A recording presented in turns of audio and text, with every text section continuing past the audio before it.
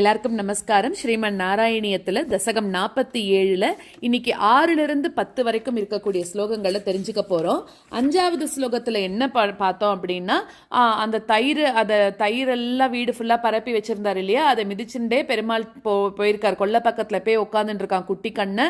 அதை அவன் அம்மா அந்த காலடி தடத்துலேருந்து கண்டுபிடிச்சிட்டா அப்படின்னு பார்த்தோம். இப்போ 6வது ஸ்லோகத்தில் இப்படி அம்மா தன்கிட்ட வந்துட்டாலே, தன்னை கண்டுபிடிச்சிட்டாலே அப்படின்னு இந்த கண்ணன் என்ன பண்ணுறான்னா, பயந்தவன் மாதிரி நடிக்கிறானா. அப்ப நடிக்கும்போது என்னெல்லாம் ஆகிறதான், தாமரை மாதிரி இருக்கக்கூடிய முகம் அவ்வளோ அழகா இருந்துதான். அப்போ அங்க வந்த யசோதை என்ன பண்றான்னா, ரொம்ப சிவந்த முகத்தோட அவ்வளோ கோபம் வருதான். அப்போ உன்னை பிடிச்சிண்டு தோழிகளுக்கு முன்னால உன்னை கட்டுறதுக்கு கயிறை எடுக்கிறாளாம். அதாவது நீ இவ்வளோ பாடுபடுத்துறியே அப்படின்னு ஒரு ஸ்டேஜில் பொறுத்துக்க முடியாம உன்னை இந்த உரலோடவே சேர்த்து கட்டி போட்டுடலாம் அப்படிங்கிறதுக்காக ஒரு கயிறை எடுக்கிறானாம்.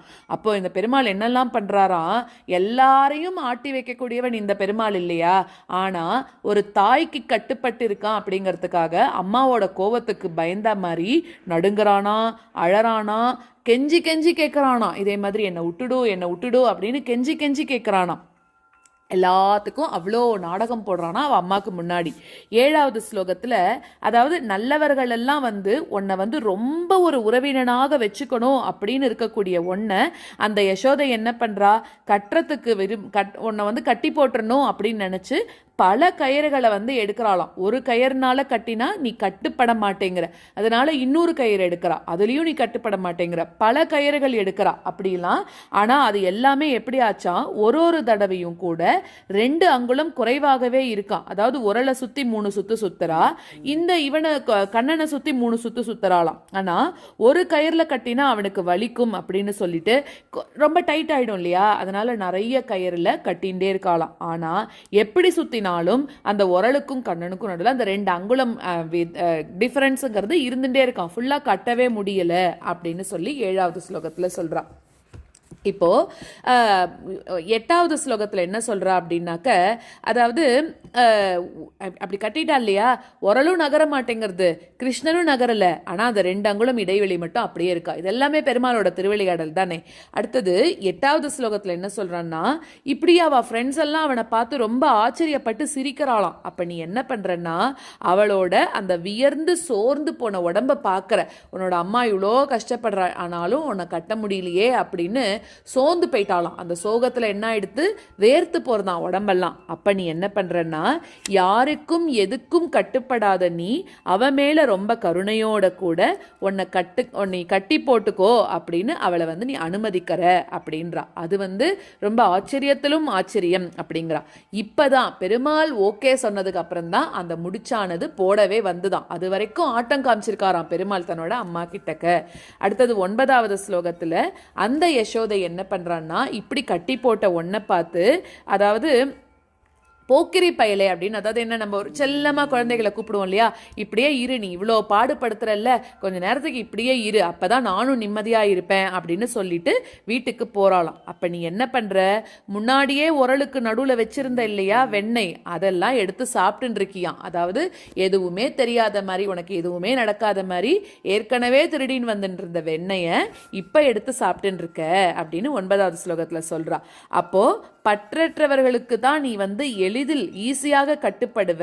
அப்படி இருக்கும்போது பாசத்தை கையில வச்சுட்டு இருக்கக்கூடிய யசோதையால ஏன் நீ கட்டப்பட்ட அப்படின்னு தேவர்கள் உலகில் வாழக்கூடியவாள்லாம் உன்னை துதிக்க ஆரம்பிச்சுட்டாலாம். அப்படிப்பட்ட நீ தான் என்னையும் என்னோட நோய்கள்ல இருந்து காக்கணும் அப்படின்னு சொல்லி இந்த தசகத்தை முடிக்கிறார். இப்ப நம்ம ஸ்லோகங்களை கத்துக்கலாம். ஸ்வாம் பிரகிருஹ்ய பதபீதி பாவனா பாசுரானன சரோஜமாசுசா ரோஷரூஷிதமுகி சகீபுரோ பந்தனாய ரஷனாம் உபாததே.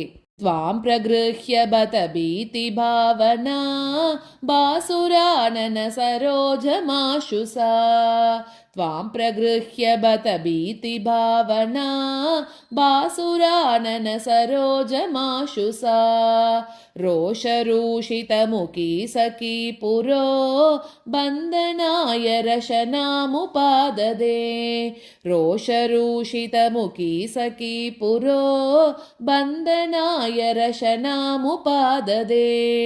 त्वां प्रगृह्य बत भीतिभावना बासुरानन सरोजमाशु सा रोषरूषितमुखी सखी पुरो बन्धनाय रशनामुपाददे त्वां प्रगृह्य बत भीतिभावना बासुरानन सरोजमाशु सा रोषरूषितमुखी सखी पुरो बन्धनाय रशनामुपाददे बन्धुमिच्छति यमेव सज्जनः तं भवन्तमयि बन्धुमिच्छति सा नियुज्य रशना गुणान् बहून् द्वयङ्गुलोनम् अखिलं किलैक्षत बन्धुमिच्छति यमेव सज्जनः तं भवन्तमयि बन्धुमिच्छति बन्धुमिच्छति यमेव सज्जनः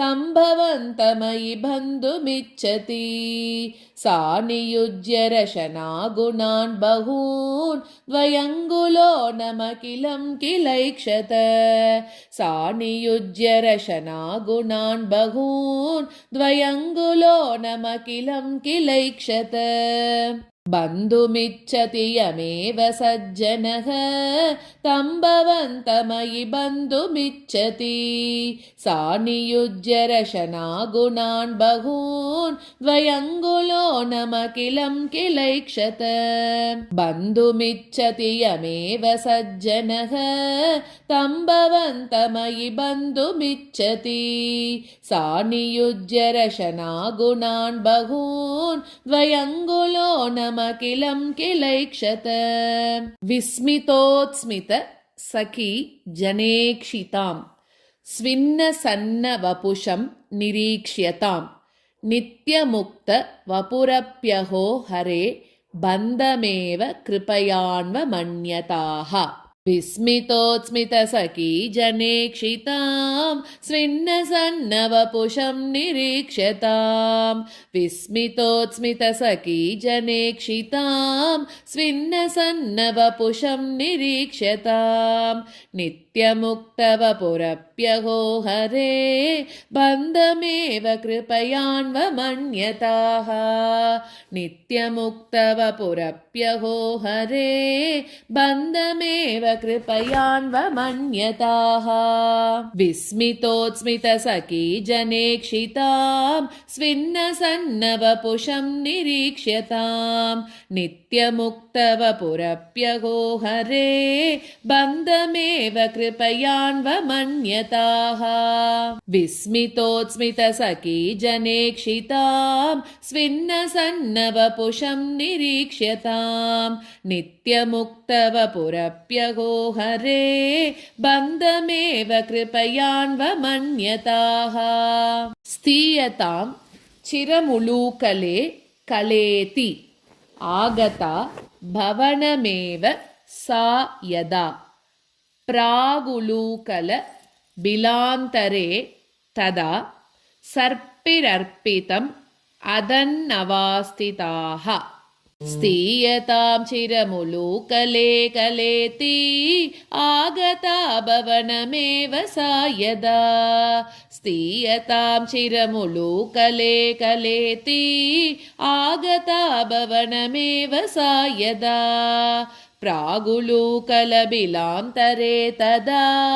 सर्पिरर्पितमदन्नवास्थिताः प्रागुलूकलबिलान्तरे तदा सर्पिरर्पितमदन्नवास्थिताः स्थीयतां चिरमुलूकले कलेति आगता भवनमेव सा यदा प्रागुलूकलबिलान्तरे तदा सर्पिरर्पितमदन्नवास्थिताः स्थीयतां चिरमुलूकले कलेति आगता भवनमेव सा यदा प्रागुलूकलबिलान्तरे तदा सर्पिरर्पितमदन्नवास्थिताः यद्यपाश सुगमो विभो भवान् संयतः किमु सपाशयानया एवमादि दिविजैर् अभिष्टुतो वात नाथ परिपाहि मां गदात् यद्यपाशसुगमो विभो भवान् संयतः किमु सपाशयानया यद्यपाशसुगमो विभो भवान् संयतः किमु सपाशयानया एवमादिदिविजैरभिष्टुतो वातनाथ परिपाहि मां गदात् एवमादिदिविजैरभिष्टुतो वातनाथ परिपाहि मां गदात् यद्यपाशसुगमो विभो भवान् संयतः किमु सपाशयानया एवमादिदिविजैरभिष्टुतो वातनाथ परिपाहि मां गदात् यद्यपाशसुगमो विभो भवान् संयतः किमु सपाशयानया एवमादिदिविजैरभिष्टुतो वातनाथ परिपाहि मां गदात्